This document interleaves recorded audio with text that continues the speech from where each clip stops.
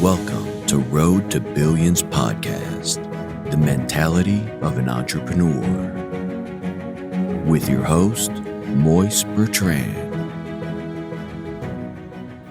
Hey, what's up, everybody? It is your host, Moise Bertrand, the Road to Billions Podcast. It's been an amazing journey, you guys, and I appreciate every last one of you guys for listening to my episodes and, of course, listening and subscribing to every podcast that I drop to you guys, and just being a great audience and having great support from me, and I definitely appreciate those things. If you guys haven't already, please check out my previous episode, Real Estate Acquisitions. I just dropped it about like 40 minutes ago. It's 2:27 a.m. You get me? So I just recorded that episode and I uploaded it immediately, made it immediately available for you guys instead of scheduling it. So, you guys have it. You guys listen to it. Just take some notes for all the questions I've been receiving in the past. I kind of answered a lot of those things. And you just got to follow suit in that episode. But for this episode, I'm going to give you guys some gems as well, because I feel like every investor who's looking to buy a house or is already an investor needs to know these certain things. And this is what type of paint to use in your house, right? So I'm going to make this real quick. This is like a cheat sheet. It's not going to be like a whole explanation.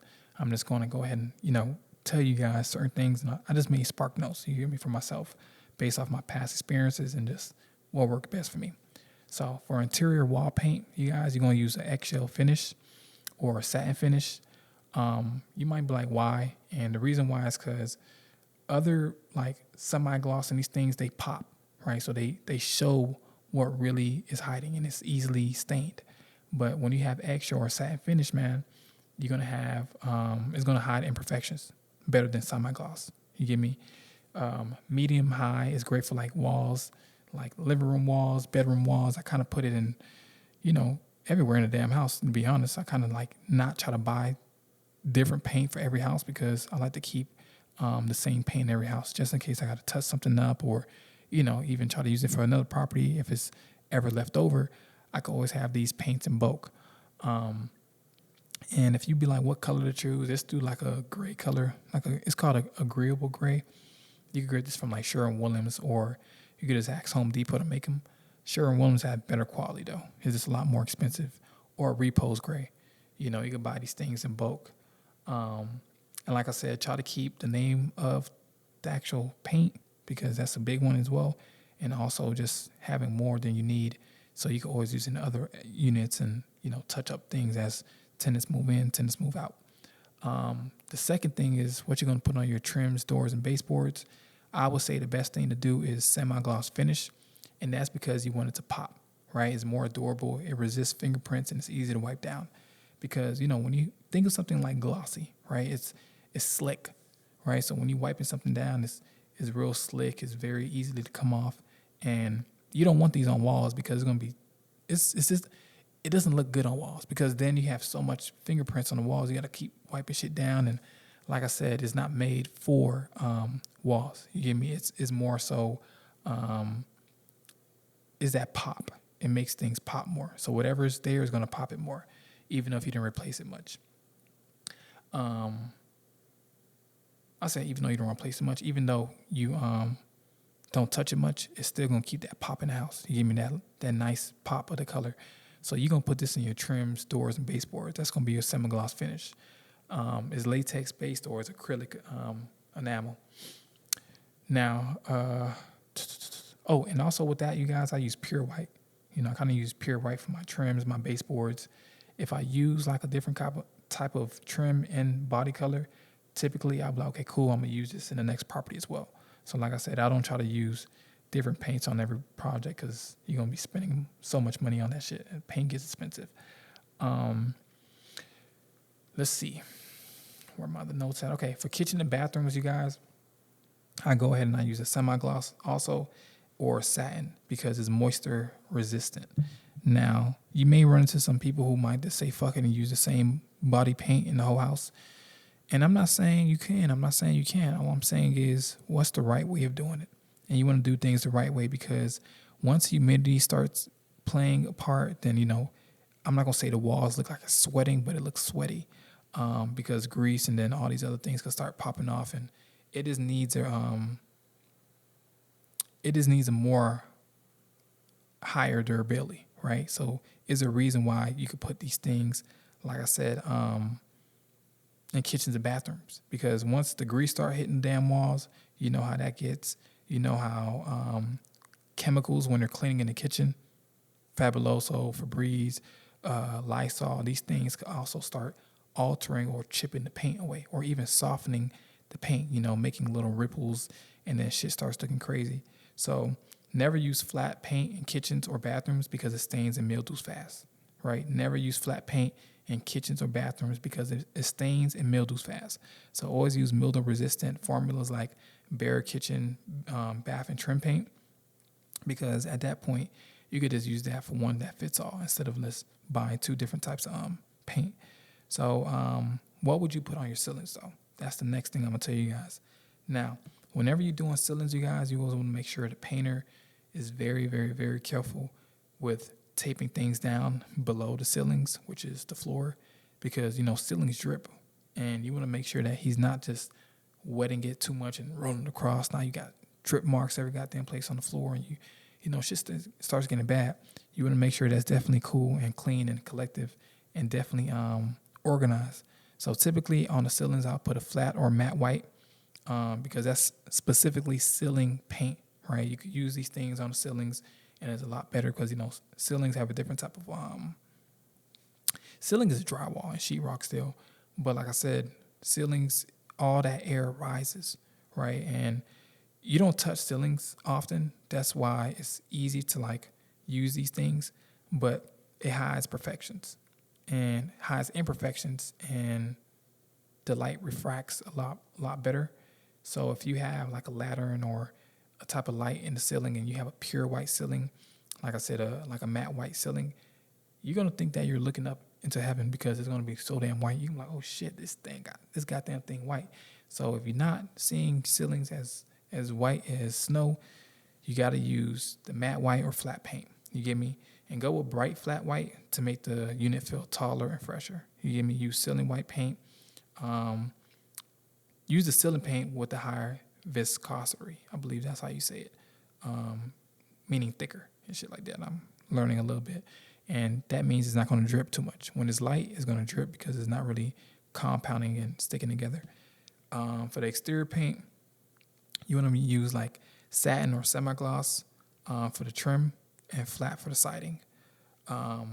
Pretty much you want to use the acrylic latex. That's pretty much satin or semi-gloss. That's the real name of it because it contracts with weather and holds the color well. So, different places like Florida, Georgia, you have hot, you have cold, that definitely messes with the paint. It can start chipping and all that good shit.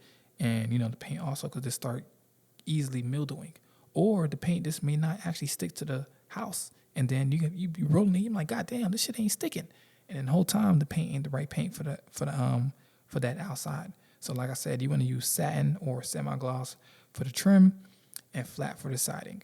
And it's because it's high and it's durable, so when you paint it, you'll paint it with a primer, pretty much just pressure washing the house before you're painting it, and using like a bonding primer if you're painting over like an oil-based paint already. And your painter will know that. But like I said, if you about to paint, always pressure wash before you paint. And I would just say, like, if you're ever going to paint a house that's a rental property, don't use no crazy-ass colors that you're going to have to spend an arm and a leg for. Use real neutral, broad colors. Just keep it real modest. I know a lot of people use like that caramel and black trim color, and they kind of use that in every house. You'll see that in a lot of properties. Those properties that look like is that light caramel almost. Caramel's brown. It's like I don't even know. It's like I'm trying to describe the best. It's like sand. It's that sand color, but it's a little darker, and then the trims would be black and everything be black. But you'll notice that most people have that because that paint is like easy to find and it's not too expensive. It's only when they start having to mix in 5, 6 different 8 spectrums of paint, how long it takes to cure and everything. That's when you start to have to realize, oh shit, this shit gets expensive. So you want to keep it modest for yourself. Yeah. And that's that. So another thing I'm going to tell you guys is using primer before you paint, because a lot of people, they just go right into painting, right? So when you use primer, the whole point of primer is to stain block, and it's to allow it to bond a lot easier, because it still stains, it smoke damages old paint colors, and it helps your new paint stick better and last longer, right? So when you're priming anything like walls and you're about to paint, you'll see like a lot of units, they look completely white all over the place. But if they're already the same color, you don't have to prime it, if that makes sense, because you're not painting over a new type of paint. You're painting over the same paint, you're just touching it up. But if it's new paint, then you have to prime the damn walls. A great painter will tell you that. You know, he's going to tell you, oh, I got to prime before I actually paint. And that's how you know he's a good painter. And like I said, it helps the new paint stick better and last longer. So always use prime if you're repairing after tenants, especially if they smoked or cooked heavily. You give me, if they do that, you're going to have some problems if you don't, because you're going to see the damn smoke on the ceilings. It's going to look greasy. It's going to look oily. And it's going to look like the walls look like they're sweating, if that makes sense. It looks kind of crazy. So anytime you're about to paint, you could use something I used called Kills, or something called Zenner Bullseye 123. And that's for like smoke and odor heavy units and shit like that. So you can find these things at, I think it's called Zenzer. I said Zenzer. I think it's called Zenzer Bullseye, like 123. But I remember that specifically because it's for like smoking odor heavy units. But like I said, everybody use Kills because it's white and it's pretty much easy to just use, because that's what everybody uses, if that makes sense. The thing that people talk about the most, you'll be easily finding it. The Zenser one, I think I seen it at Lowe's. Not too sure, but all I know is Kills. You'll find Kills in big bulks and all type of crazy shit. So just go with Kills, man.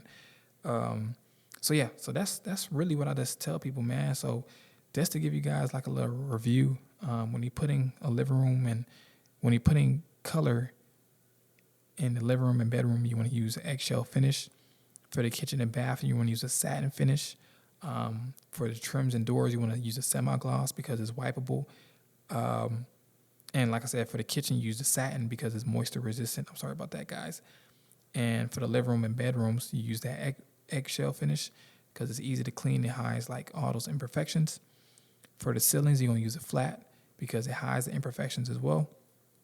And for the exterior walls, you're going to use flat or satin because it's like weather durable, pretty much like I was telling you guys. Rain, snow, sleet, ice, hot as hell, you feel me? All these things causes, bonding agents in the paint to start reacting. And then you have the exterior trim, which is the semi-gloss, and that's the pop and protection look. So I will always just say like buying like 5-gallon buckets just because it's cheaper and more consistent. Always label your paint, like I said, if you can, just make sure you keep what you bought on that, because if you go to Sherwin-Williams, they will have like the name of the paint and the color and the brand and the code. So try to keep that on there, and even take a picture of it, or even keep the receipt, and also marking that gallon specifically, because over time when people are opening the gallon, taking the gallon off, opening, shit starts pulling off. You feel me? So you just want to make sure you tape a note on the gallon yourself, on the gallon itself, just in case if the color code on the gallon itself is starting to remove itself. And always keep extra gallons of paint, for touch-ups between tenants. Like I said, tenants going to be moving in, tenants going to be moving out. You always want to make sure you have a 5-gallon somewhere in around. Don't over-upgrade yourself when you're renting. Don't spend, like I said, don't spend thousands of dollars on paint that you're going to have to spend again, because you're going to be like kicking yourself in the foot saying, I should never spend $1,900 or $3,000 on this on this great paint in this rental property. And, it looks really good now, don't get me wrong. But now you have people touching shit, fucking shit up, scuffing everything. You're going to get discouraged because it's not going to look the same. You're going to have to do drywall, spend all that money. In reality, somebody could have came in, mudded it and all that good stuff, but you have to go ahead and buy that paint over. And they probably don't sell that paint in little gallons, or the painter might need 5 gallons. And now you're about to spend an arm and a leg. You feel me? Because, you didn't really understand that this takes place, and it gets very expensive. So that's really it, man. So like I tell you guys, just try to keep it like neutral colors that you can find easily and accessible on not even Sherwin-Williams, but Home Depot. You could always color match by taking what the color is and taking it to these places, and they'll obviously make it. But like I said, it's always better just to keep a tally of everything, keeping everything neutral and keep everything very, very easy to find. If somebody can name the color, you good. It's only when people be like, damn, what type of color? That turquoise?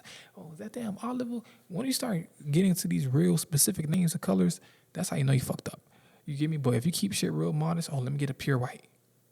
They know that shit is white as shit, And obviously there's other words like eggshell. I know it sounds kind of different, but like I said, you always want to keep these things in the back of your mind at the end of the day, knowing the terminology.